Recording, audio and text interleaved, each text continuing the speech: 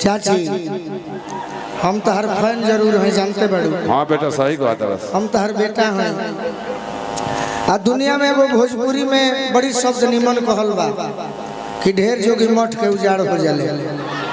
बड़ी सुंदर लय भाई, ये लय के गावे के बा। आ बिजली चाची के उहे पहचान होके के चाहिए जौन पूरा दुनिया देखले बा। ये गीत के साथ तनी डांस के साथ कि जैसन सोचल रहनी।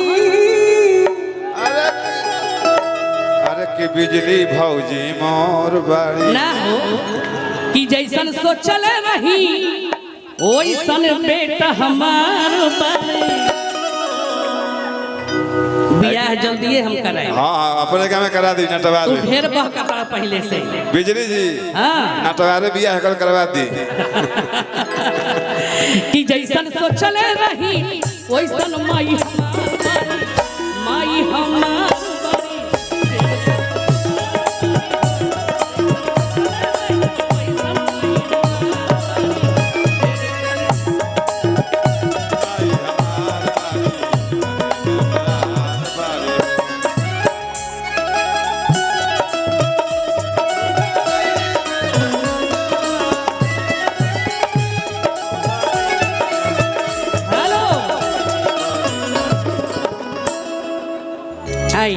ले जाए अरे बाबा जो मौसी बनाना सबे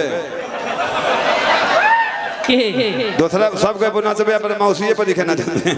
ना मौसी को पहले आवाला ऐसा बात नहीं। शिवानी जा शिवानी तो मौसी को थोड़ा डांस कर लो। वो रिश्ता से तो मौसा लगा। अगर अच्छा लगल होखे तो वो सब तनी ताली बजा दे। बिजली जी का रिश्ता साउंड रुपवा का मौसा लगा। यही से हम कही ना कि आइल बड़ा देखे तो छुए के कोशिश मत करा। मत करा। आइल बड़ा देखे तो छुए के कोशिश मत करा। करेंट लाग जाएगी बिजली रानी नाम है से मुँह के कोशिश मत करा। हम तो मुँह के कोशिश करब का कहते। यही से हम कही ना कि छोट देख के खा जानी कि अंगूर है। हाइट देख के बात मत करा। बड़ी पावर बा एजी से पावर शुरू बा एजी से खत्म हो जाए। खत्म हो जाए। यही से हम कही ना क्या कहिला शिवानी आशीर्वाद बा। अरे तो आशीर्वाद के चलते ढेर जाके कि छोट देख के खा जानी कि अंगूर है। अंगूर कितना छोटा होला मगर ओकर काम बहुत होला। हाँ दो किस्म के अंगूर होता है, गोलका होता है गोलाम का होता है। कौन खाई ना करी का खाई ना कि हरियर का खाई ना। हम बुलू का खाई ना। कि छोट देख के खा जानी कि अंगूर है।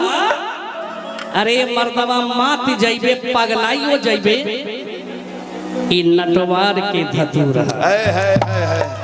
यही से कहा चाहता है कि धतूरे से बियाह कराल गोलुआ के।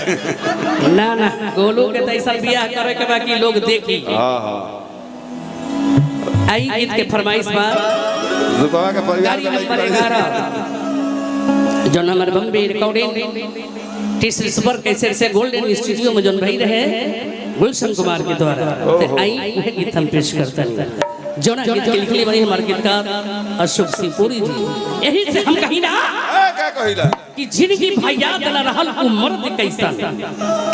देखिए ये सबे मरते बा मगर वो कौन मर्द रहल भाई का हम मानी नहीं जा कि जिंदगी भैया दल रहल उ मर्द कैसा ना जे असली मौका पर साथ ना देला उ हमदर्द कैसा। अरे ऐसे तो सब कोई मर्द कहाला बाकी जे बॉर्डर पर ना टिकल उ मर्द कैसा।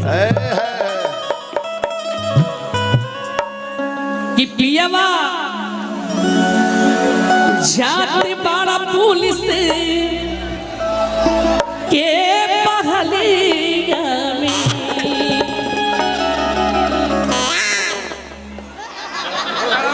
के हो बिना हमारा के रही छोटे भैया काहे बोलिया तनी बिजली जी के रिश्ता से तो हम मौसा लगाओगे।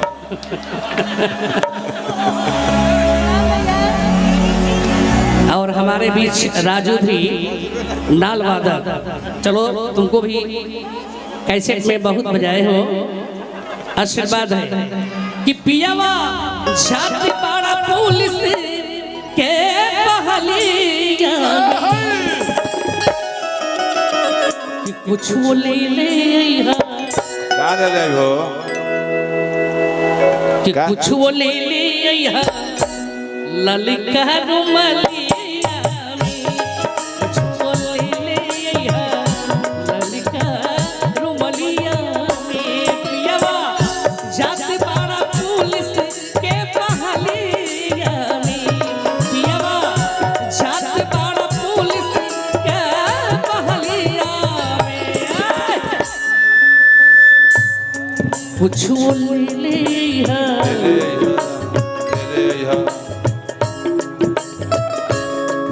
कुछ वो ले ले यहाँ ललिका